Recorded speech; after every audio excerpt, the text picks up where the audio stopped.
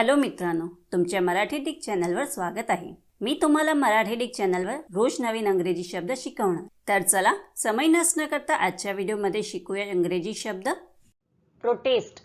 प्रोटेस्टचा मराठीत अर्थ निषेध, विरोध, हरकत, निषेध करणे, धिक्कारणे, हरकत करणे, आक्षेप घेणे, विरुद्ध मत देणे, ठामपणे आग्रहपूर्वक मांडणे, नापसंती दाखवणे, आवर्जून सांगणे, आदळआपट करणे किंवा गर्जना करणे होत आहे।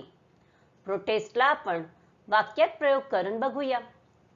पहिला वाक्य आहे, They have decided to protest against the new farm bills.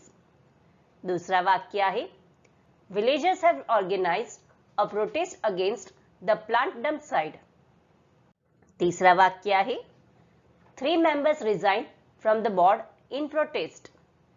चौथा वाक्य आहे, He accepted the charge without protest. Friends, व्हिडिओला लाईक, शेअर आणि कमेंट करायला विसरू नका आणि चॅनलला सबस्क्राईब करा। Thank you.